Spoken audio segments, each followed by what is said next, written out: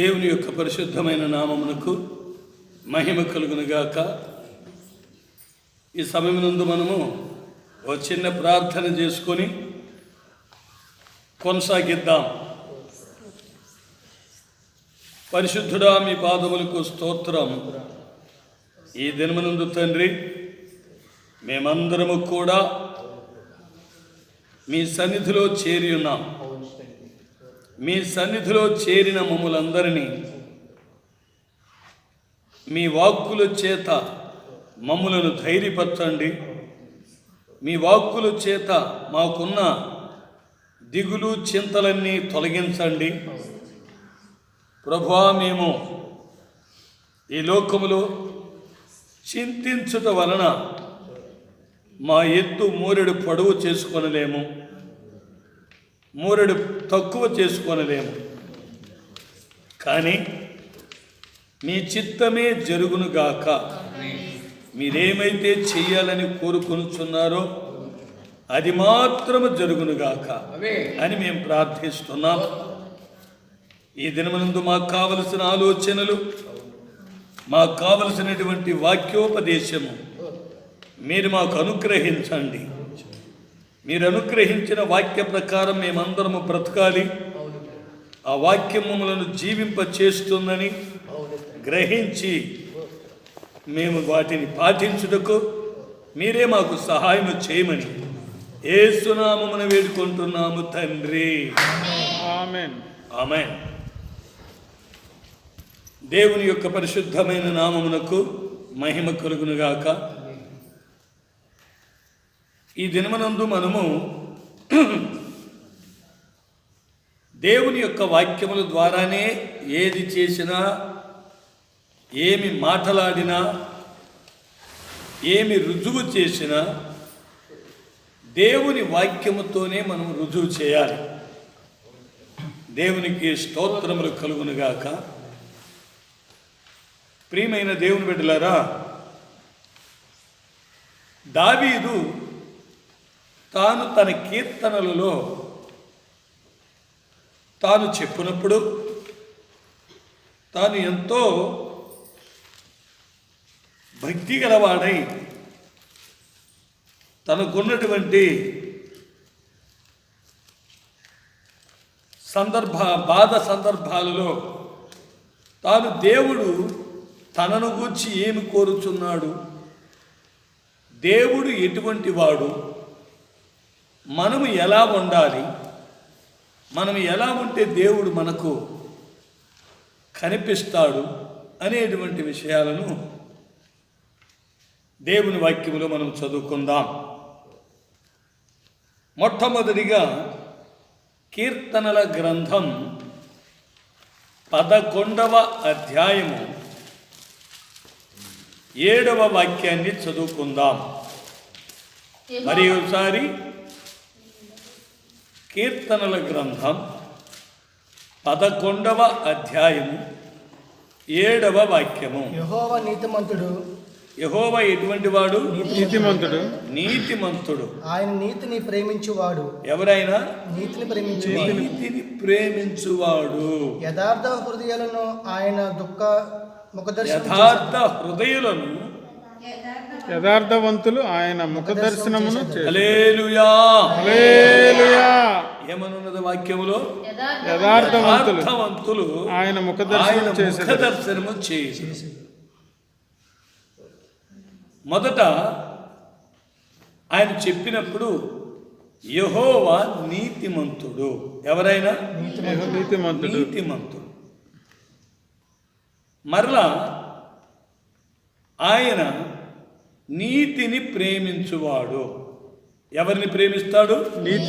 నీతిని ప్రేమిస్తాడు. తర్వాత మనము చూసిన సందర్భంలో యథార్థవంతులు ఆయన ముఖదర్శనము చేయుదురు. దేవునికి స్తోత్రములు కలుగునుగాక. మరి దేవుడు నీతిమంతుడు, ఆయన నీతిని ప్రేమిస్తున్నాడు అని మనము చూసినప్పుడు ఆయన నీతిమంతుడై ఉన్నాడు కనుక నీతినే ప్రేమిస్తాడు కదా. అందుకని దేవుని యొక్క వాక్యంలో మనం చదివితే ఆయన నీతిమంతుడు అని ఎలా రుజువు చేస్తున్నాము అనేటువంటి విషయాన్ని అదే కీర్తనల గ్రంథం 71వ అధ్యాయము 19వ వాక్యములో చదువుకుంటున్నాం. ఆయన నీతిమంతుడు. ఆయన నీతిమంతుడని మన వాక్యంతోనే రుజువు చేయాలి. దేవా ఆ, నీ నీతి ఆకాశమంతా ఉన్నతమైనది. బాగా చదవండి. దేవా దేవా నీ నీతి నీ నీతి మహా ఆకాశమంతా ఆకాశమంతా ఉన్నతమైనది. ఉన్నతమైనది. గొప్ప కార్యములు చేసిన దేవా గొప్ప కార్యములు చేసిన దేవా నీతో సాటి అయిన వాడెవడు? నీతో సాటి అయిన వాడు ఎవడు? దేవునికి స్తోత్రములు. ఆయన నీతిమంతుడు అనడానికి అర్థమేంటి? ఆయన నీతి ఎలా ఉన్నదంట? ఆకాశమంతా. ఆయన నీతిని ప్రేమించేవాడు. మరి ఆయన నీతిమంతుడు అనటానికి మనకు రుజువేంటి? మత్తయి సువార్తలో మనం చదువుకుంటున్నాం. ఆయన నీతిమంతుడు. ఆయన నీతి ఎంతది? మహా ఆకాశం అంతది. ఇప్పుడు ఆకాశానికి ఇప్పుడు ఈ రష్యా వాళ్ళు, అమెరికా వాళ్ళు, భారతదేశం వాళ్ళు చంద్రమండలానికి వెళ్ళారు, కానీ అంతకంటే పైకి వెళ్ళారా? చంద్రుల్లోనికి వెళ్ళారు, కానీ ఆ తర్వాత ఉన్న ఆకాశాలకు వెళ్ళారా? వెళ్ళలేదు. ఎందుకంటే ఆయన నీతి మహాకాశములంతా ఎత్తైనది, ఉన్నతమైనది. ఉన్నతము అంటే అర్థం ఏంటి? ఎత్తైనది అని అర్థం. దేవునికి స్తోత్రములు కలుగునుగాక. ఇప్పుడు ఆయన తన నీతినే ప్రేమించువాడు గనుక మత్తయి సువార్తలో మనం చదువుకుంటే ఆయన నీతిని ఎలా ప్రేమించాడు, నీతిని ఎలా జరిగించాడు, ఆయన నీతిమంతుడిని ఎలా మనం తెలుసుకుంటున్నాము అనేటువంటి విషయాన్ని మనం చదువుకుంటే మత్తయి సువార్త 5వ అధ్యాయము 45-46 వాక్యముల్లో చూస్తూ ఉన్నాం. ఆయన నీతిమంతుడు. ఆయన చెడ్డవారి మీదను మంచివారి మీదను తన సూర్యుని ఉదయింపజేసెను. ఏం చేస్తున్నాడు? సూర్యుని ఉదయింపజేసి మంచోళ్ళకు మేలు చేశాడు, చెడ్డోళ్ళకు. మంచోడికి మాత్రం సూర్యుడు వెలుగుచ్చి చెడ్డోళ్ళకు మాత్రం కళ్ళు కనపడకుండా పోయేటట్టు చేశాడా? లేదు. వాళ్ళు పాపులైనా, అనీతిమంతులైనా, దుర్మార్గులైనా, దుష్టులైనా అందరినీ దేవుడు కొలుకు చేసిన వాడే కనుక, అందరూ దేవుని మూలముగా పుట్టినవారే కనుక న్యాయమైన కార్యాలను న్యాయంగా చేశాడు. తర్వాత వాడి జీవితాన్ని మార్చుకోవటము, వాడి జీవితాన్ని సరిచేసుకోవటము, దేవుని మార్గంలో నడవటం అనేటువంటిది వాడి వైపులో ఉన్నది. దేవుని వైపులో ఏ దోషారోపణ లేకుండా ఆయన అన్ని న్యాయంగానే చేస్తున్నాడు. ఇప్పుడు చూడండి, నీతిమంతుల మీదను మరలా చదవండి, మొదటి నుంచి 45లో. ఆయన చెడ్డవారి మీదను, అదే చదివాట్లే. ఆయన చెడ్డవారి మీదను మంచివారి మీదను తన సూర్యుని ఉదయింపజేసి ఏం చేశాడు? తన సూర్యుని ఉదయింపజేశాడు. మంచోళ్ళ మీద సూర్యుడు ఉదయిస్తున్నాడు, చెడ్డోళ్ళ మీద సూర్యుడు ఉదయిస్తున్నాడు. ఇప్పుడు టార్చ్ లైట్ లాగో మంచోళ్ళ మీద వేసి చెడ్డల మీద వేయకుండా ఆపేస్తున్నాడా? అలాగేం లేదు. ఆకాశములో సూర్యుని ఉదయింపజేశాడు అందరికీ. అది తన నీతిని బయలుపరచుచున్నది. ఏం బయలుపరచుచున్నది? తన నీతిని బయలుపరచుచున్నది. ఆయన నీతిమంతుడు అనడానికి మళ్ళీ దాని క్రింద వాక్యంలో నీతిమంతుల మీదను నీతిమంతుల మీద అవినీతిమంతుల మీదను అవినీతిమంతుల మీద వర్షము కురిపించుచున్నాడు. వర్షము కురిపించుచున్నాడు. చూసారా, వర్షము మనము బయట తిరుగుతున్నాం అనుకోండి, జనులందరూ బయట తిరుగుతున్నారు. ఒరే, దీంట్లో నీతిమంతులు మాత్రం ఉన్న నీతిమంతుల మీద మాత్రం కురిపించి అనీతిమంతుల మీద వర్షం కురిపించని వాడిని ఎండబెట్టి పంపిస్తున్నాడా? లేదు. వర్షం కురిపించిందంటే కురిపించాడంటే అందరినీ తడుపుతారు. అన్ని పొలాలు తడుస్తాయి, భూమి అంతా తడుస్తుంది. ఏవి తడవు? మనం ఇట్లా డాబాలుగా కట్టుకున్నవి, ఇలా గోడౌన్లుగా వేసినవి, ఇలాంటి స్థలాలు పైన కప్పేసినవి క్రింద తడవు కదా. కానీ బయట స్థలములన్నీ కూడా ఏమవుతాయి? తడిచిపోతాయి. ఇది దేనిని బయలుపరుస్తుంది? దేనిని బయలుపరుస్తున్నది? ఆయన నీతిని బయలుపరుస్తున్నది. ఆయన నీతిమంతుడు. ఎలా నీతిమంతుడు? అందరినీ ఒకేలాగు ప్రేమిస్తున్నాడు. కానీ కొందరు దేవునికి దూరస్తులై పాపాలు చేసి అక్రమాలు చేసి వాడు దేవునికి దూరస్తులైపోతున్నారు. అందువల్ల వారి వరకే వారు చెడ్డ పనులు చేస్తున్నారు, కానీ దేవునికి విరోధంగా చేస్తున్నారు, కానీ అందరికీ విరోధంగా చేయటం లేదు కదా. ఇప్పుడు ఎవరన్నా ఒకరు తప్పు చేశారనుకోండి, వాళ్ళు నాకు విరోధంగా చేసినట్లా కాదు. వాళ్ళు ఎవరికి చేసినట్లు? తనకు తాను విరోధంగా చేసుకున్నాడు, దేవునికి విరోధంగా చేశాడు. ఎందుకని? తప్పిపోయిన కుమారుడు అన్నాడు, తండ్రి, నీ ఎదుట పరలోకమునకును నీకును విరోధముగా పాపము చేసి తిని అన్నాడు. పాపం చేసింది ఎవరెవరికి విరోధంగా? పరలోకమునకును దేవునికి. పరలోకానికి అంటే దేవునికే కదా. తండ్రికి విరోధంగా పాపం చేశాడని చెప్తున్నాడు. అప్పుడు ఈ పాపం చేసినందువల్ల వాడు ఎక్కడికి పోవడని చెబుతున్నాడు? దగ్గరికి చెప్పండి. ఈ పాపం చేసినందువల్ల నేను ఎక్కడికి పోనంటున్నాడు? పరలోకమునకును. పరలోకానికి నేను వెళ్ళలేను. ఈ పాపం చేసినందువల్ల నేను ఎక్కడికి వెళ్ళలేను? పరలోకానికి వెళ్ళలేను.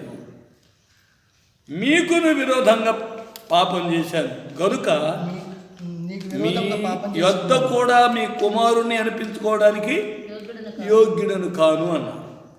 చూసారా, ఇప్పుడు ఆయన నీతిమంతుడు అని రుజువు చేయడం కోసం ఈ వాక్యాన్ని మనం చదువుకున్నాం. దేవునికి స్తోత్రములు కలుగునుగాక.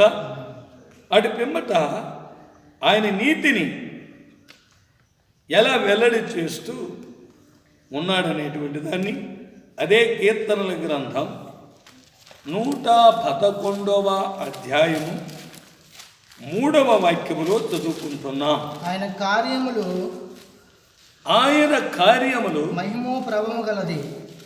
మహిమా ప్రభావము గలవి.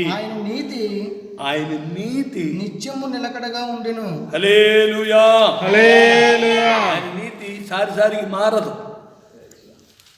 నువ్వు తప్పు చేసావు కాబట్టి నీ మీద వర్షం కురిపించదు. నీవు అన్యాయం చేసావు కాబట్టి నీ మీద సూర్యుని ఉదయింపజేయను అని సారిసారికి మార్చుకుంటున్నాడా? ఆయన నీతి ఎలా ఉన్నది? నిత్యము నిలకడగా ఉన్నది. ఇప్పుడు దేవుడు నీతిమంతుడు కాడు అనడానికి ఎవరు లేరు. ఇక్కడ లేరు, ప్రపంచమంతా లేరు. అవును కదా. దేవుడు నీతిమంతుడు కాడు అని చెప్పడానికి ఎవరైనా ఉన్నారా? ఎవరైనా చెప్పగలరా? చెప్పలేరు. ఎందుకంటే ఆయన చేసే ప్రతి క్రియ నీతిగా జరిపిస్తున్నాడు. దేవునికి స్తోత్రములు కలుగునుగాక. అలాగున మనము చేసే కార్యాలన్నీ నీతిగా ఉన్నాయి కనుక ఆయన నీతిమంతుడు. అటు పిమ్మట మళ్ళీ మనం చూస్తే సామెతల గ్రంథం అంటే నీతిమంతుడు కనుక తన నీతిని బయలుపరుస్తున్నాడు. తన నీతిని బయలుపరిచేటువంటి దేవుడు తాను నీతిమంతుడని రుజువు చేసుకున్నాడు. తరువాత నీతిని ప్రేమించువాడు. ఏమిటిని ప్రేమిస్తున్నాడు? నీతిని ప్రేమించేవాడు. నీతిని ఎలా ప్రేమిస్తున్నాడు అనేటువంటి విషయాన్ని సామెతల గ్రంథం 21వ అధ్యాయము 3వ వాక్యాన్ని చదువుకుందాం. సామెతల గ్రంథం నీతి న్యాయములను అనుసరించి నడుచుకున్నటయే బలుల అర్పించుట కంటే యెహోవాకు ఇష్టము. దేన్ని ప్రేమిస్తున్నాడు? నీతి న్యాయములను ప్రేమించుకొనుట ఆయనకి ఇష్టమైంది ఏది, ఆయనకు ప్రేమ కలిగించేది ఏది, మనము నీతి న్యాయముగా నడుచుకోవటము ఆయనకి ఇష్టం. నీతిని ప్రేమించుచున్నాడు. నీతిగా మనము నడుచుకుంటే మనలను ప్రేమిస్తాడు కదా. నీతిని ప్రేమిస్తాడు. అప్పుడు నీతి జరిగించే ప్రతివానిని దేవుడు ఏం చేస్తాడు? నీతి జరిగించే ప్రతివానిని దేవుడు ఏం చేస్తాడు?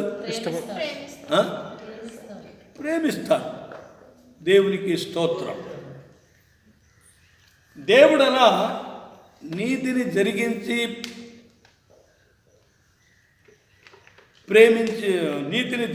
నీతిగా నడుచుకుంటే వాళ్ళందరినీ ఆయన ప్రేమిస్తున్నాడని అంటే ఏమిటి ఆయన ప్రేమిస్తున్నాడని అర్థము? దేని ప్రేమిస్తున్నాడని అర్థమైనా? ఏమిటిని ప్రేమిస్తున్నాడు? నీతిని ప్రేమిస్తున్నాడు. దేవునికి స్తోత్రములు కలుగునుగాక. ఎందుకంటే మనం దేవుని యొక్క వాక్యములను పరిశీలించి వాటి ద్వారా మనం వాటిని గ్రహించుకోవాలి. దేవునికి స్తోత్రములు కలుగునుగాక. మన యొక్క జీవితం దేవుని యొక్క దృష్టిలో ఎంత మాత్రము తేడా కనిపించకుండా నీతి న్యాయములను అనుసరిస్తే వాటిని, ఆ నీతిని న్యాయం జరిగించే వాణిని ఏం చేస్తున్నాడు? ఆయన ప్రేమిస్తూ ఉన్నాడు. దేవునికి స్తోత్రములు కలుగునుగాక. అట్లు మనము ప్రతి విషయంలోనూ నీతి కలిగి నడుచుకుంటూ ఉండాలి అని వాక్యం తెలియపరుస్తూ ఉంది. అప్పుడు మనకు నీతి న్యాయములను జరిగించకపోతే మనం ఎవరమైపోతాము? నీతి న్యాయములను జరిగించకపోయిన ఎడల మనం ఏమవుతాం? అవినీతి పరులం అవుతాం, అన్యాయస్తులం అవుతాం. అందుకే నీతిని జరిగించాలి. మరి 1 యోహాను 3వ అధ్యాయము 7వ వాక్యములో చదివితే 1 యోహాను పత్రికే 1 యోహాను అనగా పత్రిక. 1 యోహాను, 2 యోహాను, 3 యోహాను పత్రికలు. 1 యోహాను రాసిన పత్రిక 3వ అధ్యాయము 7వ వాక్యమును మనం చదివినట్లయితే, చిన్న పిల్లలారా ఎవడును మిమ్మును మోసపరచనీయకుడి. ఏం చేయకండి? ఎవడు మిమ్మును మోసపరచనీయకుడి. ఆయన నీతిమంతుడన్నట్లు. ఎవరైనా నీతిమంతుడేనైనా? నీతిమంతుడని చూపించామా? అందరి మీద ఒకే నీతి. వర్షం కురిపిస్తున్నాడు, సూర్యుని ఉదయింపజేస్తున్నాడు, అందరికీ ఆహారం ఇస్తున్నాడు. అవునా కదా? అప్పుడు అందరినీ నీతిమంతుల్ని జీవింపజేస్తున్నాడు, అనీతిమంతుల్ని జీవింపజేస్తున్నాడు. నీతిమంతుడు చచ్చిపోతున్నాడు, అనీతిమంతుడు చచ్చిపోతున్నాడు. కానీ వీళ్లకు ప్రతిఫలం ఎప్పుడు వస్తుంది? చనిపోయి తీర్పులోనికి వచ్చిన తర్వాత దేవుడు ప్రతిఫలం ఇస్తాడు. అంతవరకు దాకా అందరికీ సమానంగానే జరుగుతూ ఉంటుంది. ఆయన నీతిని మార్చుకోడు. అవును కదా? అలా ఉండగా ఆయన నీతిమంతుడై ఉన్నట్లు నీతిని జరిగించు ప్రతివాడును నీతిని జరిగించు ప్రతివాడును నీతిమంతుడు. ఇప్పుడు అర్థమైందా? నీతిని మనము జరిగించే వారిగా ఉండాలి. అర్థమైందా? నీతిని మనం జరిగిస్తే మనం ఎవరమైపోతాము? నీతిమంతుడు. ఆయన నీతిమంతుడైనట్లు మనము కూడా ఎవరమై ఉండాలి? మనము కూడా నీతిమంతులమై ఉండాలి. దేవునికి స్తోత్రం. గనుక ప్రియులారా,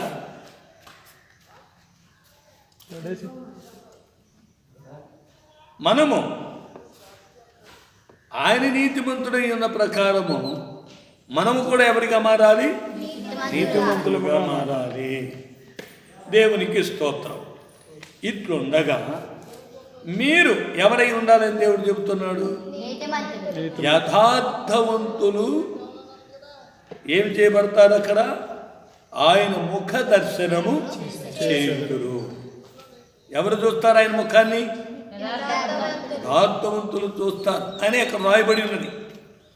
సరే, ఆ నీతిని గురించి కూడా మరి ఇంకొక వాక్యాన్ని చూసి మరలా మనము వేరే వాక్యానికి వెళదాం. దేవునికి స్తోత్రం. సామెతల గ్రంథం 15వ అధ్యాయము 9వ వాక్యాన్ని చదువుకుందాం. భక్తిహీనుల మార్గము యెహోవాకు హేయము. భక్తిహీనుల మార్గము యెహోవాకు హేయము. నీతిని అనుసరించు వారిని ఆయన ప్రేమించును. హల్లెలూయా. ఆయన ఏం ప్రేమిస్తున్నాడు? నీతిని ప్రేమిస్తున్నాడు. అవునా? యెహోవా నీతిమంతుడు, ఆయన నీతిమంతులను ప్రేమించును. దేవునికి స్తోత్రములు కలుగును గాక. అప్పుడు దేవుడు నీతిమంతులను ప్రేమిస్తున్నాడు కాబట్టి ఆయన నీతినే ప్రేమిస్తున్నాడు అనేటువంటి విషయాన్ని మనము ధ్యానించాం. తర్వాత ఇప్పుడు ఎవరు దేవుణ్ణి దర్శిస్తారు? యథార్థవంతులు ఆయన ముఖమును దర్శించెదరు. చూసారా? ఎవరు దర్శిస్తారు ఆయన ముఖాన్ని? యథార్థవంతులు దర్శిస్తారు. దేవునికి స్తోత్రములు కలుగును గాక. ఇప్పుడు యథార్థవంతులు ఆయన ముఖమును దర్శిస్తారని వాక్యమును మనము చూస్తే మరలా మనము ఆ నీతిమంతులను గురించి చూసిన వేళలో నీతిమంతుల గురించి దేవుని గురించే మనం ఎక్కువ చూడాలి కాబట్టి దేవునిని నీతిమంతుడని మనం రుజువు చేస్తూ ఉండాలి. అందుకుగాను సామెతల గ్రంథం 22వ అధ్యాయము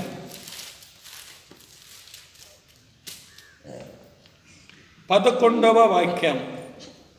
హృదయశుద్ధిని ప్రేమించుచు సరిగ్గా చదవండి. హృదయశుద్ధిని ప్రేమించుచు హృదయ శుద్ధిని ప్రేమించు దయగల మాటలు పలుకువానికి బాబు దయగల మాటలు పలుకువానికి రాజు స్నేహితుడగును. ఏంటి? రాజులు స్నేహితులకు. ఇప్పుడు మనకు దేవుని ముఖమును దర్శించాలంటేనే యథార్థవంతులకు ఆయన దర్శనమిస్తాడు, దేవుడు దర్శనమిస్తాడు కదా. అందుకని ఇక్కడ సామెతల గ్రంథంలో ఏమని చదువుకున్నాము? హృదయ శుద్ధిని ప్రేమించుచు ప్రేమించువారు దయగల మాటలు పలుకువానికి రాజు స్నేహితుడగును. దేవునికి స్తోత్రం. ఇప్పుడు ఇక్కడ ముందు మనం చదివిన వాక్యం ఏంటి? హృదయ శుద్ధి. యథార్థవంతులకు ఆయన దర్శనమిచ్చును అనగా యథార్థం అంటేది హృదయములో శుద్ధి. హృదయములో శుద్ధి కలిగి ఉంటే ఎవరు మనకు కనిపిస్తారు? దేవుడు కనిపిస్తాడు. అవునా? యథార్థంగా ఉంటే, హృదయంలో ఏ కల్మషము, ఏ దోషము, ఏ అన్యాయము, ఏ అక్రమము మనలో లేకుండా ఉంటే మనకెవరు కనిపిస్తారు? దేవుడు కనిపిస్తాడు. దాని గురించి మనకు తెలిసిన వాక్యమే ఏంటి? మత్తయి సువార్త 5వ అధ్యాయం 8వ వాక్యం మనకు తెలిసిన వాక్యమే. అవును కదా? ఎవరికి కనిపిస్తాడు దేవుడు? హృదయ శుద్ధి గలవారు ధన్యులు. హృదయ శుద్ధి గలవారు ధన్యులు. వారు ఎవరిని చూస్తారు? దేవునిని చూస్తారు. ఇప్పుడు ఎవరికి ఇక్కడ దేవుడు కనిపిస్తాడంట? యథార్థ హృదయులకు ఆయన దర్శనమిచ్చును. యథార్థ హృదయులు అంటే ఎవరు? శుద్ధి గల హృదయము గలవారికి ఎవరు దర్శనమిస్తారు? చెప్పండి. యథార్థ హృదయులకు దేవుడు దర్శనమిస్తాడు. అందుకే ఇక్కడ హృదయ శుద్ధి గలవారు, దయగల మాటలు మాట్లాడువారు ఏం చేస్తారు? దయగల మాటలు పలుకువానికి రాజు స్నేహితుడు. రాజు స్నేహితుడుగును. అవునా? స్నేహితుడు దూరం నుండి మాట్లాడతాడా, దగ్గర నుండి మాట్లాడతాడా? దగ్గరగా ఉన్నవారు. దగ్గర నుండే మాట్లాడతాడు. అప్పుడు యేసయ్య ఎక్కడుంటాడు? మన దగ్గర ఉంటాడు. అప్పుడు మన హృదయం శుద్ధిగా ఉంటే దేవుడు ఎలా ఏం చేస్తాడు? మనకు కనిపిస్తాడు, దర్శనమిస్తాడు. యథార్థ హృదయులకు ఆయన దర్శనమిచ్చును. అదే ఎలాంటి యథార్థ హృదయము? అదే హృదయ శుద్ధి గలవారు. హృదయ శుద్ధి గలవారికి దేవుడు దర్శనమిస్తున్నాడు. దయగల మాటలు మాట్లాడేవారికి రాజు స్నేహితుడు. రాజు అంటే ఎవరు? మన యేసు రాజు. రాజాతి రాజు, ప్రభువులకు ప్రభువు, దేవాతి దేవుడు మనకెవరవుతాడు? స్నేహితుడవుతాడు. చూసారా? స్నేహితుడిని ఎందుకు చెప్తున్నాడు ఇక్కడ? హృదయములో శుద్ధి ఉంటేనే నీకు స్నేహితుడు అవుతాడు. ఉదాహరణకు ఇద్దరు స్నేహితులు ఏం చేస్తారు? ఒకరి హృదయంలో ఉన్న కార్యాన్ని మరొకరికి చెబుతారు, వాని హృదయంలో ఉన్న కార్యాన్ని వీనికి చెబుతారు. అప్పుడు వాళ్ళిద్దరి హృదయం ఏమై ఉంటుంది? ఏక హృదయమై ఉంటుంది, ఒకే హృదయమై ఉంటుంది. వీడి హృదయంలో ఏం దాచిపెట్టుకోడు, ఆడి హృదయంలో ఏం దాచిపెట్టుకోడు. వాడి హృదయం వీడికి బయలుపరుస్తాడు, వీడి హృదయము వానికి బయలుపరుస్తాడు. అప్పుడు ఆ హృదయము ఎటువంటిది అయిపోయింది? స్నేహ హృదయం అయిపోయింది. స్నేహం వచ్చేసింది. అవును కదా? వీళ్ళు స్నేహితులయ్యారు. ఎందువల్ల? యథార్థమైన హృదయం ఉన్నందువల్ల. వాళ్ళు ఎవరిగా మారిపోయారు? స్నేహితులుగా మారిపోయారు. అలా వాళ్ళు స్నేహితులు అయ్యారు. ఒకరి విషయములు ఒకరు, ఒకవేళ నేను రాజు స్నేహితులు అనుకోండి. ఉదాహరణ, రాజు చెప్పిన కార్యాన్ని నేను చేస్తాను, నేను చెప్పిన కార్యాన్ని రాజు ఏం చేస్తాను? రాజు చేస్తాను. అవునా? ఇప్పుడు శ్రీను నేను స్నేహితులము. ఇప్పుడు శ్రీను నేను చెప్పింది ఏం చేస్తాడు? శ్రీను చెప్తాడు. శ్రీను కూడా నాకేం చెప్తాడు? ఆయన ఏం చెప్తాడో అది నేను చేస్తాను. అంటే హృదయం ఏమైపోయింది? ఏకమైపోయింది. అందుకే యోహాను సువార్తలో దేవుడు చెబుతున్నట్టు ఇలా, యోహాను సువార్త 15వ అధ్యాయంలో స్నేహితులుగా ఉండడానికి వాళ్ళు ఏం చేస్తున్నారు అనేటువంటి విషయాన్ని మనం చదువుకుంటున్నాం. యోహాను సువార్త 15వ అధ్యాయము 14లో నేను 13 నుంచి చదవండి. తన స్నేహితుల కొరకు తన స్నేహితుల కొరకు తన ప్రాణం పెట్టువాని కంటే తన ప్రాణము పెట్టువాని కంటే ఎక్కువైన ప్రేమ గలవాడెవడు లేడు. ఎక్కువైన ప్రేమ గలవాడు ఎవడను లేడు. నేను మీకు ఆజ్ఞాపించిన వాటిని చేసిన ఎడల ఇప్పుడు చూడండి, నేను మీకు ఆజ్ఞాపించినవి చేసిన ఎడల మీరు నా స్నేహితులై ఉందురు. దేవునికి స్తోత్రం. ఇప్పుడు ఒకరికొకరు స్నేహితులు ఎలాగవుతున్నారు? ఒకరు చెప్పిన మాట ఒకరు చేస్తున్నందువల్ల వాళ్ళు ఏమవుతున్నారు? స్నేహితులు అవుతున్నారు. అదే ఆ హృదయం ఎటువంటి హృదయం అయి ఉంటుంది? యథార్థమైన హృదయము. అట్టి యథార్థమైన హృదయం అంటే ఆ హృదయం ఎటువంటిదై ఉంటుంది? హృదయములో కల్మషం ఉండదు. కల్మషం లేకుండా హృదయం ఎటువంటిదై ఉంటుంది? శుద్ధి గల హృదయం అయి ఉంటుంది. ఈ హృదయం శుద్ధి కలిగినదైతే వాళ్ళకి ఎవరు కనిపిస్తారు? దేవుడు కనిపిస్తాడు. అవునా? దేవుడు కనిపిస్తాడని మనము స్పష్టంగా చూస్తున్నాం. శుద్ధ హృదయులకు, యథార్థమైన హృదయం గల వారికి ఆయన దర్శనమిచ్చును. అందుకే మత్తయి సువార్తలో ఏమని చదివాము? హృదయ శుద్ధి గలవారు ధన్యులు, వారు దేవుని చూచెదరు.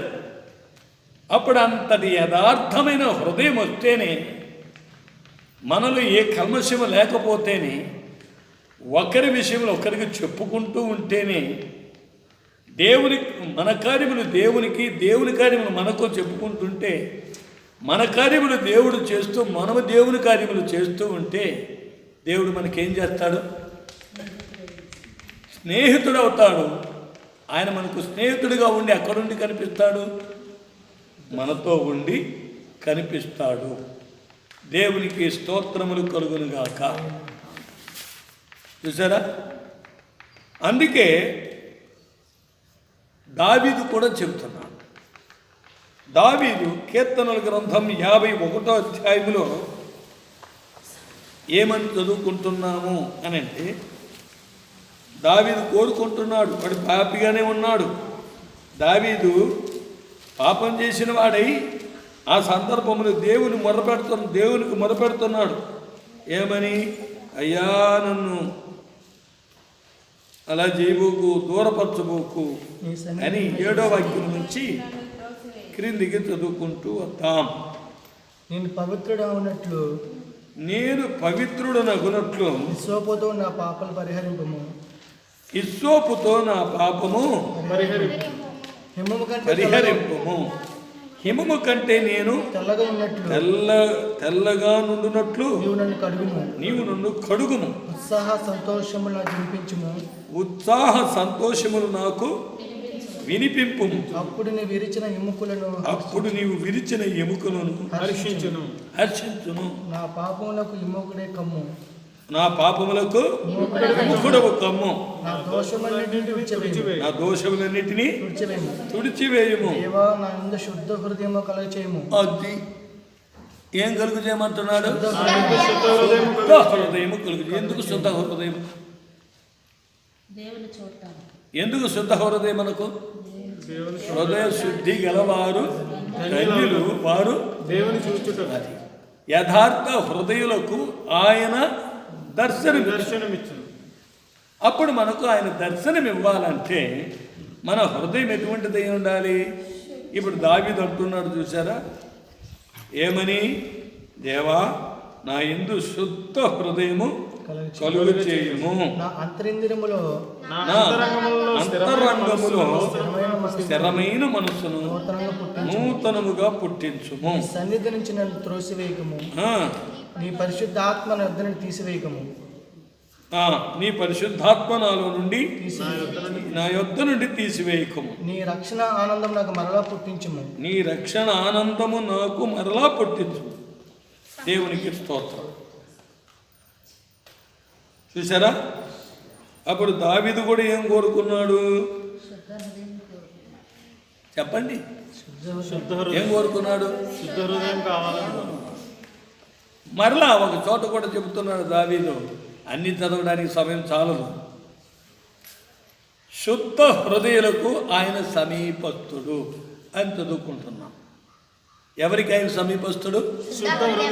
శుద్ధ హృదయం గలవారికైనా సమీపస్థుడు. హృదయములో ఏ కల్మషము, ఏ దోషము, ఏ అక్రమము, ఏ అన్యాయము దేవునికి విరోధంగా, మనకు విరోధంగా మనము చేయకూడదు. ఒకడు పాపము చేస్తున్నాడంటే అది వాడికి విరోధంగానే చేసుకుంటున్నాడు. వీడేం చేయడు? పరలోకానికి విరోధంగా చేస్తున్నాడు. వీడు పాపం చేసింది పరలోకానికి విరోధంగాను తనకు విరోధంగా చేస్తున్నాడు. తనకు విరోధంగా చేసుకున్నాడని ఎలా తెలుస్తుంది? బాగా చెప్పండి. ఈ చెప్పిన విషయంలోనే ఉన్నది. పరలోకమునకును తనకును విరోధంగా చేసుకున్నాడు పాపం. ఎలా వీడు పరలోకానికి తనకు విరోధంగా చేసుకున్నాడు? తనకు తానే చేసుకున్నాడు. మరి ఎలా? తనకు విరోధంగాను పరలోకానికి విరోధంగాను మీరు చెప్పలేరు కనుక తాను ఎక్కడికి పోలేడు? ఇప్పుడు ఏమైంది? తనకు తాను విరోధంగా పాపం చేసినందువల్ల వాడు ఎక్కడికి వెళ్ళలేడు? పరలోకానికి వెళ్ళలేడు. అర్థమైంది కదా ఇప్పుడు? అందుకే హృదయం మనకి ఎప్పుడు ఎలా ఉండాలంట? యథార్థమైనదిగా ఉండాలి, శుద్ధ హృదయముగా ఉండాలి. ఇటువంటి శుద్ధ హృదయులకు ఆయన సమీపస్థుడు, ఆయన కనిపిస్తాడు, ఆయన ప్రత్యక్షమవుతాడు అని మనం వాక్యములో చదువుకుంటున్నాం. దేవునికి స్తోత్రములు కలుగునుగాక. మరి అంతటి శుద్ధ హృదయం కలిగిన దేవునిని మనము, అంతటి శుద్ధి పవిత్రుడైన దేవునిని మన హృదయములో మనం ఆయనను మన హృదయంలోనికి రప్పించుకోవాలంటే మన హృదయం ఎటువంటిదై ఉండాలి? శుద్ధ హృదయమై ఉండాలి అని మనము చదువుకున్నాం. దేవునికి స్తోత్రం. అలాగే సామెతల గ్రంథం 20వ అధ్యాయము 7వ వాక్యములు చదివితే చదవండి. యథార్థవంతుడకు నీతిమంతుని పిల్లలు, యథార్థవంతుడకు నీతిమంతుని పిల్లలు వాని తదనంతరము ధన్యులగుదురు. ఎందుకు నీతిగా జీవించాలన్నారు? యథార్థంగా ఎందుకు జీవించాలన్నారు? చెప్పండి. మనకేం జరుగుతుంది? నీతిమంతుని పిల్లలు ధన్యులు. నీతి యథార్థతలో ఉన్నది 2 పదాలు ఉన్నాయి అక్కడ. ఆయన నీతిమంతుడు, నీతిని ప్రేమిస్తున్నాడు. మనము ఆయన యథార్థవంతుడు.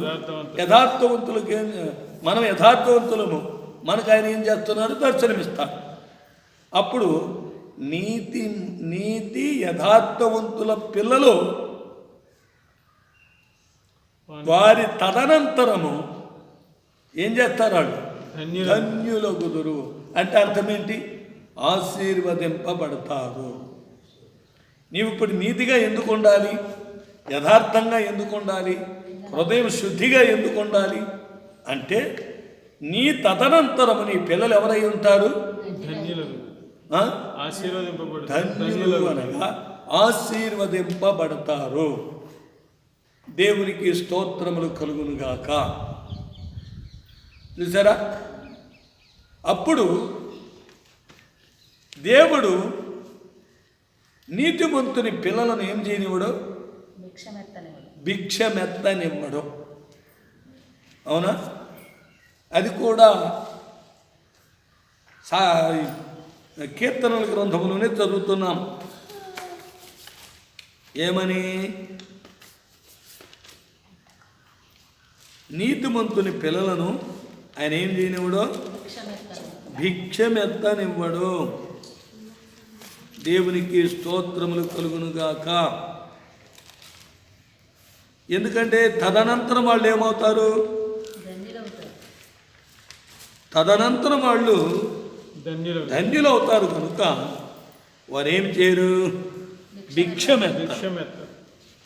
తదనంతరం వాళ్ళు ఆశీర్వాదంగా ఉంటారు కాబట్టి దేవునికి స్తోత్రం.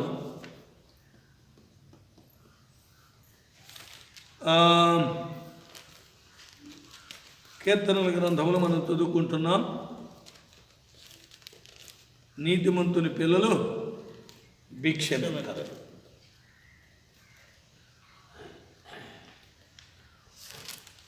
దేవుని యొక్క పరిశుద్ధమైన నామమునకు మహిమ కలుగునుగాక. ఎందుకంటే మన యొక్క పరిశుద్ధ గ్రంథములు అన్నిటికీ వాక్యములు వ్రాయబడి ఉన్నాయి కనుక మనం వాటన్నిటినీ పరిశీలించి వాటి ద్వారా మనం తెలుసుకోవటం మంచిది. దేవుని యొక్క పరిశుద్ధమైన నామమునకు మహిమ కలుగునుగాక. ఎందుకనగా దేవుడు ప్రతిదానిని తన మాట వలన రుజువు చేసే దేవుడు కదా, రుజువు చేస్తూ ఉంటాడు. దేవునికి స్తోత్రములు. అందుకే దేవుని యొక్క వాక్యములో మనము స్పష్టంగా చూస్తూ ఉన్నాం. నీతిమంతుల పిల్లలు ఏం చేయరు? భిక్షమెత్తరు. దేవునికి స్తోత్రములు.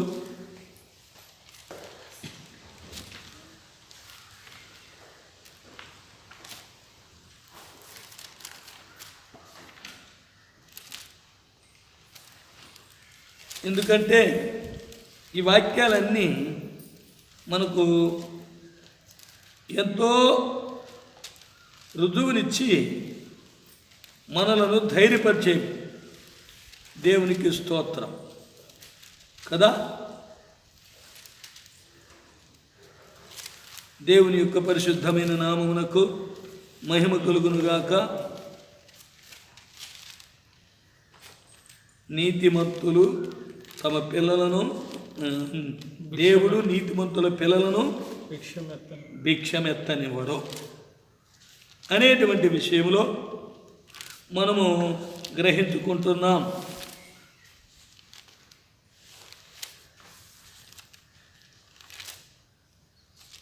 ఎందుకనగా దేవుని యొక్క నీతి వాళ్ళు చేస్తున్నారు కాబట్టి, నీతిని జరిగిస్తున్నారు కాబట్టి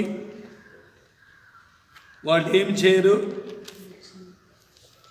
భిక్షమెత్తరు. ఎందుకనగా వారు దేవునిని వెంబడిస్తూ నీతిని జరిగిస్తూ ఉన్నారు కాబట్టి కదా. అందు నిమిత్తం దేవుడు తన జనులకు ఎప్పటికీ ఆయన మేలు చేయి దేవుడే కానీ కీడు చేసే దేవుడు కాదు. దేవునికి స్తోత్రములు కలుగునుగాక. అందుకే ప్రియులారా చదవండి 37వ అధ్యాయం కీర్తనల గ్రంథం 37వ అధ్యాయము 25వ వాక్యాన్ని చదువుకుందాం. నేను చిన్నవాడనై ఉంటిని, ఇప్పుడు ముసలివాడనై ఉన్నాను. నేను చిన్నవాడనై ఉంటిని, ఇప్పుడు ముసలివాడనై తిని. అయినను నీతిమంతులు విడువబడుట గాని, నీతిమంతులు విడవబడుట గాని, వారి సంతానం భిక్షమెత్తుట గాని నేను చూచి ఉండలేదు. చూడండి, వారి సంతానము భిక్షమెత్తుటైనను నేను చూచి ఉండలేదు. దినమెల్ల వాళ్ళు దయాళురై ఇచ్చుచుందురు. దేవునికి స్తోత్రం. ఎందుకు ఈ వాక్యం చెప్పాను? హృదయ శుద్ధి గలవారు ధన్యులు. హృదయ శుద్ధి గలవారు ధన్యులు యొక్క పిల్లలు వారి తదనంతరం ఎవరై ఉంటారు? ధన్యులై ఉంటారు. ఆ ధన్యులు ఎలా అయి ఉంటారని చదువుకున్నాం ఇప్పుడు. వారి పిల్లలు ఏమెత్తారు? భిక్షమెత్తారు. వాళ్ళు ఆశీర్వదింపబడి ఉంటారు. ఆశీర్వదింపబడి ఉన్నందువల్ల వాళ్ళు భిక్షము ఎత్తరు అని మనము చూస్తున్నాం. దేవునికి స్తోత్రములు కలుగునుగాక. అటు తర్వాత కూడా మనం చదువుకుంటే ప్రియులారా, యోబు గ్రంథములో 34వ అధ్యాయము 29వ వాక్యం మనం చదివితే, యోబు గ్రంథం 29వ అధ్యాయము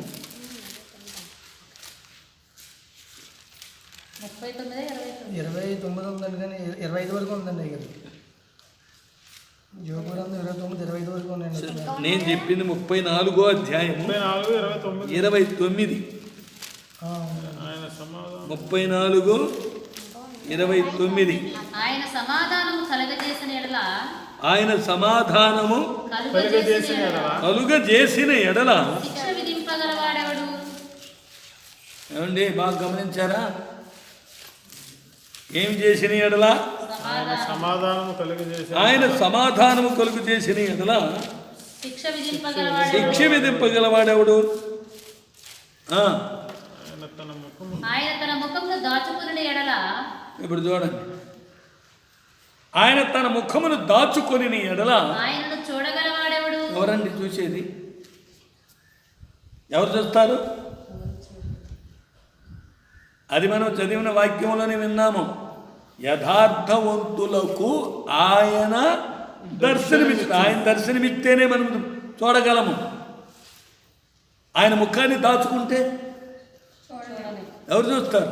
ఎవరు చూడలేము. మరి ఒక చోట ఆయన మొహం చూసిన మన నరుడు బతకడం, నరుడు ఆయన చూడలేని ఉంది కదండి.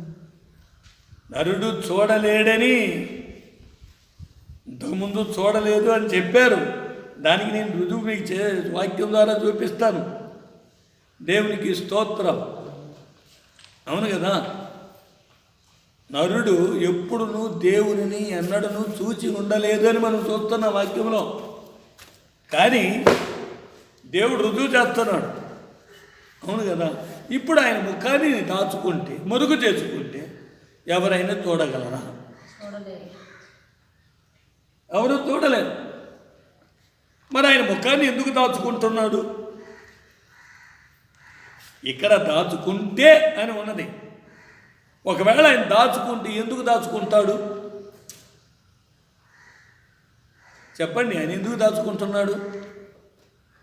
అందుకే యెషయా గ్రంథంలో చదువుతున్నాం. ఆయన ముఖాన్ని ఎందుకు దాచుకుంటాడు?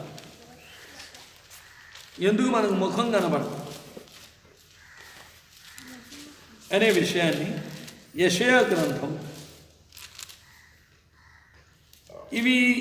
ఈ వాక్యాలు అందరికీ తెలుసు. కానీ మనము ఆ సందర్భానికి తగినట్లు వీటిని జ్ఞాపకం చేస్తున్నాం. దేవునికి స్తోత్రములు కలుగునుగాక. యెషయా గ్రంథం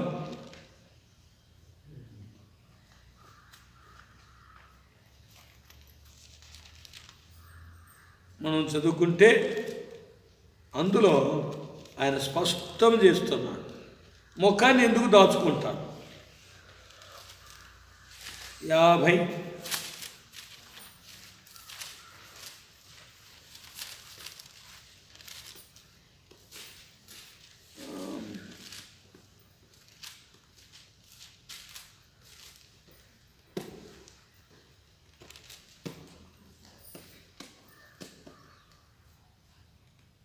59వ అధ్యాయం, యెషయా గ్రంథం 59వ అధ్యాయం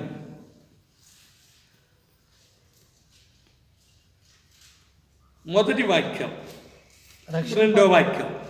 మొదటి 2 వాక్యములు చదవండి. ఆయన ముఖం దాచుకున్నాడు అనుకో, ఎవడు చూడగలడు? ఎవరైనా చూడగలరా? ఎవరు చూడలేరు. అయితే యథార్థ హృదయులకు ఆయన దర్శనమిచ్చును. దర్శనమిస్తానంటున్నాడుగా. చదవండి. రక్షింపనేరకున్నట్లు రక్షింప నేరకుండునట్లు యెహోవాస్తము కురస కాదు, యెహోవా హస్తము కురుచ కాలేదు, విననేరకున్నట్లు విననేరకుండునట్లు ఆయన చెవులు మందవి కాదు. ఆయన చెవులేం కాలేదు, మందము మందము కాలేదు. మీ దోషములు మీకును మీ దోషములు మీకును దేవునికిని అడ్డంగా వచ్చును. అడ్డముగా వచ్చాను. ఆయన మరుగు చేసుకోవాలా? మన దోషాలే ఆయన ముఖాన్ని అడ్డంగా వచ్చాయి. చూసారా? ఇంకా మీ పాపములు ఆయన ముఖం మీదను, మీ పాపములు ఆయన ముఖమును మీకు మరుగుపరచను. మీకు మరుగుపరచను గనుక ఆలకింపకి ఉన్నాడు. ఇప్పుడు ముఖం ఎలా మరుగైపోయింది? దోషాల వల్ల, పాపాల వల్ల ఆయన ముఖం మనకు కనబడింది. ఇప్పుడు మనలో ఎవడన్నా పాపం చేసేవాడు, దోషాలు చేసేవాడు ఉన్నాడు, వాడికి కనబడే కనబడు. ఆయన ముఖాన్ని ఆయన ఏం చేసుకుంటాడు? మరుగు చేసుకుంటాడు. అర్థమైందా? ఆయన మరుగు చేసుకుంటే ఆయన చూడగలిగిన వాడెవడు? ఎవడు చూడలేదు. నేను మీకు చెప్పాను ఎన్నో సందర్భాల్లో. ఓసారి ఏం చెయ్యత తండ్రి అయిన దేవుడు సముద్రం మీద నడిచొస్తుంటే 4 గుర్రాలు నడిచొస్తుంటే ఆయన వెనుక నడిచి వచ్చినట్లు చెప్పాను. మరి ఒకసారి యేసు ప్రభు అలాగే కనిపించి నీవు మనుషులను పట్టు జాలర్లుగా నేను చేస్తాను, నీవు రమ్మని పిలిచాడని చెప్పాను. మరి ఒకసారి ఇటీవల రాజానగరంలో దేవుడు స్టేజ్ దగ్గర కనిపించాడని మీకు చెప్పాను. ఆయన తను మరుగు చేసుకుంటే మనం చూడగలమా? మరి ఎందుకు కనబడ్డాడు ఆయన? దేవునికి స్తోత్రం. ఎందుకంటే ఎవరికి కనిపిస్తాడు? యథార్థ హృదయులకు ఆయన దర్శనమిస్తాడు. ఒకవేళ ఆయన ముఖం మరుగు చేసుకుంటే ఎవడు ఆయనను చూడలేదు. మరి ఇట్లు ఆయన ముఖం మరుగెందుకు అయిపోతుంది? మన దోషాలు, మన పాపాలు ఆయన ముఖాన్ని మరుగు చేస్తున్నాయి. ఇవి అడ్డం వస్తున్నాయి. మనం ఆయనను చూడలేకపోవటానికి మన దోషాలు, పాపాలు అడ్డం వస్తున్నాయి. అడ్డం వచ్చినందువల్ల మనకు ఆయన ఏం చేయటం లేదు, కనబడటం లేదు. అందుకే దేవుడు ఏమంటున్నాడు? హృదయ శుద్ధి గలవారు ధన్యులు. ఈ హృదయంలో నుంచి ఈ దోషాలు, పాపాలను ఏం చేయాలి? తొలగించుకోవాలి. తొలగించుకున్నప్పుడు హృదయం శుద్ధిగా ఉంటుంది. అవునా? శుద్ధ హృదయులకు ఆయన ఆసన్నుడు. ఇప్పుడు శుద్ధ హృదయం కలిగి ఉంటే ఆయన మనకు కనిపిస్తాడు. దేవునికి స్తోత్రం. పవిత్రమైన హృదయం కలిగి మనం జీవిస్తుంటే దేవుడు మనకు దర్శనమిస్తాడు. అక్కడ చెప్పింది ఏంటి? దర్శనమిస్తాడు. అవునా? దేవునికి స్తోత్రం. కనిపిస్తాడు. దేవుని యొక్క పరిశుద్ధమైన నామమునకు మహిమ కలుగునుగాక. అందుకే మనము ఇంతకుముందు చదివాం. ఏమిట్లో చదివాము? మత్తయి సువార్త 5వ అధ్యాయము 8వ వాక్యంలో చదివాం. హృదయ శుద్ధి గలవారు ధన్యులు, వారు ఏం చూస్తారు? దేవునిని చూచేదారు. దేవునికి స్తోత్రం. అటు పిమ్మట యోహాను సువార్త 14వ అధ్యాయం 7 నుంచి 9 వరకు చదువుకుందాం. ఇప్పుడు రాజు అడిగిన ప్రశ్నకు కూడా జవాబు దాంట్లో వస్తుంది. మీరు నన్ను ఎరిగి ఉంటే నా తండ్రిని ఎరిగి ఉందురు. ఇప్పటి నుండి మీరాయనను ఎరుగుదురు. ఆయనను చూచి ఉన్నారని చెప్పాను. ఇప్పుడు యేసు ప్రభు ఏమని చెబుతున్నాడు? మీరు నన్ను ఎరిగి ఉంటే చూశాను. మరి ఏ మానవుడును ఎప్పుడును దేవుణ్ణి చూచి ఉండలేదు అని చెబుతున్నారు. మరి యేసు ప్రభువే చెబుతున్నాడు ఇక్కడ. ఏమని? నా తండ్రిని ఎరిగి ఉందురు. మీరు యేసు ప్రభువునైనా నన్ను ఎరిగి ఉంటే నా తండ్రి మీరెవరిని చూశారు? నా తండ్రిని నా ఎరుగు. తండ్రిని మీరు చూశారు. అప్పుడు దేవుని చూశారా చూడలేదా? చూశారా చూడలేదా? చూశారు. చూశారు. దేవునికి స్తోత్రం. మరి నాకు సూటిగా కనిపించాడే, మరి నేను చూడలేదా? చూశారు. ఒళ్ళంతా దడబుట్టిపోయి రోమాలన్నీ లేచిపోయి లుంగి కట్టుకుంటేది కూడా చేయిలు వణికిపోతావు. చెప్పేసేవాడికి రే యేసు ప్రభు రా అన్నా. ఉండే జల్లుమనిపోయింది.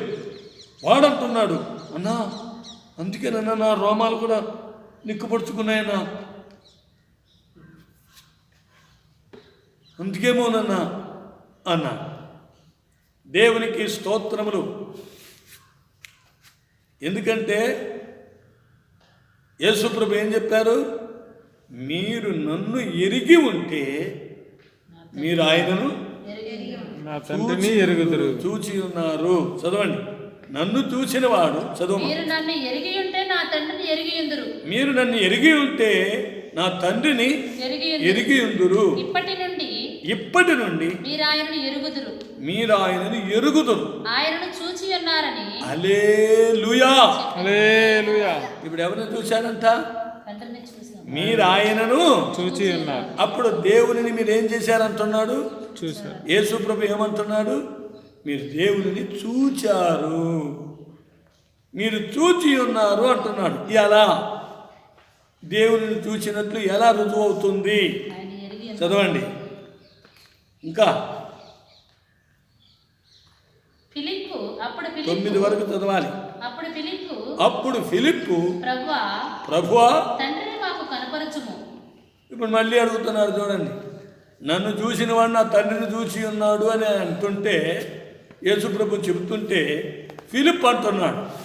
అందుకే యేసుప్రభు అక్కడ ఒక మాట వాడా. మాకంటే చాలని ఆయనతో చెప్పగా, అయ్యా మీ తండ్రిని మాకు చూపించు, మాకంతే చాలన్నాడు. యేసు ఫిలిప్పు నేను ఇంతకాలం మీ యొద్ద ఉండినను నీవు నన్ను ఎరగవా. ఇప్పుడు ఎవరు అంటున్నాడు? ఆయన మాకు తండ్రిని చూపించు అంటున్నాడు. ఫిలిప్పు నేను ఇంతకాలం మీతో ఉన్నానే, నీవు నన్ను ఎరగవా అంటే అప్పుడు ఆయన ఎవరంటున్నాడు? నన్ను చూచిన వాడు తండ్రిని చూచి ఉన్నాడు గనుక తండ్రిని మాకు కనుపరచమని ఎలా చెప్పుచున్నారు? అప్పుడు నన్ను చూస్తే ఎవరిని చూసినట్లు? తండ్రిని చూసినట్లు. ఇప్పుడు మీరు ఎవరిని చూస్తూ ఉన్నారు? తండ్రిని చూస్తూ ఉన్నారు. ఎవరు చూస్తారు వీళ్ళను? హృదయ శుద్ధి గలవారు చూస్తారు. యథార్థమైన హృదయులకు దేవుడు ఏం చేస్తాడు? దర్శనమిస్తాడు. తండ్రి నాయందును నేనును తండ్రియు. మరలా చదవండి ఆ వాక్యం. తండ్రి యందు నేనును. అట్లా చదవండి. తండ్రి యందు నేనును నా యందు తండ్రియు ఉన్నామని నీవు నమ్ముటలేదా? చూసారా? మరి దేవుని ఎవరు చూడలేదంటున్నారుగా. అది చెప్పింది ఎవరు? యోహాను చెప్పాడు. దేవునికి స్తోత్రం. యోహాను యేసుప్రభుతో ఉన్నోడే కదా. అయినా ఏమంటున్నాడు? యేసుప్రభుని చూస్తే తండ్రిని చూశాను అన్నవాడికి అతనికి గ్రహింపు రాలేదు. యేసుప్రభు ఏమంటున్నాడు? నన్ను మీరు చూశారు కాబట్టి తండ్రిని చూచి ఉన్నారు. చదవండి ఆ వాక్యం పూర్తిగా. తండ్రి యందు నేనును నా యందు తండ్రియు నేను మీతో చెప్పుచున్న మాటలు నా ఎంతటా నేనే చెప్పుటలేదు. తండ్రి నా యందు నివసించుచు తండ్రి నా యందు నివసించుచు తన క్రియలు చేయుచున్నాడు. తన క్రియలు చేయుచున్నాడు. హల్లెలూయా. హల్లెలూయా. ఇప్పుడు మనం ఎవరిని చూశాము చెప్పండి? తండ్రిని. తండ్రిని చూశాము, యేసయ్యను చూశాము. యేసయ్యను ఎలా చూశాము? ఆయన ఎప్పుడో 2020 సంవత్సరాల క్రితం వచ్చి ఆయన భూమి మీద తిరిగి క్రియలు చేసి ఆయన వెళ్ళిపోయాడు. మనం ఎక్కడ చూసాము ఇప్పుడు యేసు ప్రభువును? మనం ఎప్పుడు చూసాము అని మీరు అనుకోవచ్చు. మీలోను అందరిలోనూ నాలోను హృదయ శుద్ధి ఉంటే దేవుణ్ణి చూస్తాం. యథార్థమైన హృదయం ఉంటే దేవుని చూస్తాం. ఈ చూసే అనుభవము ఎక్కడో లేదు, మనలోనే ఉన్నది. ఎలా? హృదయము శుద్ధిగా ఉండాలి, యథార్థముగా ఉండాలి. అప్పుడు దేవుడు మనకు కనిపిస్తాడు, దర్శనమిస్తాడు అని మనము వాక్యములో చదువుకుని ఉన్నాం. దేవునికి స్తోత్రములు. చివరిగా ప్రకటన గ్రంథం 21వ అధ్యాయము 4వ వాక్యములో మనం చదువుకుంటే అందులో అపోస్తలుడైన యోహాను చెబుతున్నాడు. 22 యోహాను సువార్త 22 4వ అధ్యాయము. ఆయన దాసులు ఆయనను సేవించుచు ఏంటంట? ఆయన దాసులు ఆయనను సేవించుచు తన ముఖదర్శనము. ఎవరి ముఖదర్శనము? ఆయన ముఖదర్శనము చేయుచుందురు. ముఖదర్శనం కాదు, ఆయన ముఖదర్శనము. చదవండి. ఆయన ముఖదర్శనము చేయుచుందురు. హల్లెలూయా. హల్లెలూయా. ఎవరు ఆయన ముఖదర్శనము చేసేది? ఆయన సేవించే వాళ్ళందరూ. ఆయనను ఎవరెవరైతే సేవిస్తున్నారో వాళ్ళందరూ ఏం చేస్తారంటే ఆయన ముఖాన్ని చూస్తారు, దర్శిస్తారు. దేవునికి స్తోత్రం. మనము దేవునిని చూడటము అంటే సాక్షాత్తు ఆయనే మనకు కనిపిస్తారు. అవునా? సాక్షాత్ ఎవరు కనిపిస్తారు? యేసు ప్రభువే కనిపిస్తారు. తండ్రి అయిన దేవుడే కనిపిస్తాడు. నాకు తండ్రి అయిన దేవుడు సముద్రం మీద నడుచు వస్తూ కనిపించాడు. అలాగే యేసు ప్రభు 2 సార్లు యేసు ప్రభు కనిపించారు. మరి ఇవన్నీ అబద్ధాలు అనుకుంటామా? అబద్ధాలు అనుకుంటే నేను ఎవరిని అనుకుంటాను? నేనేదో భ్రమపడ్డాను అనుకుంటాను. భ్రమపడ్డవి కాదు ఇవి, చూచి అనుభవించిన కార్యాలు. దేవునికి స్తోత్రములు కలుగునుగాక. కాబట్టి ప్రియమైన దేవుని బిడ్డలారా, ఆయనను దర్శించాలంటే ఎన్నో విధములైన వాక్యాలు ఉన్నాయి. చెప్పడానికి సమయం లేదు. ఎందుకంటే మనము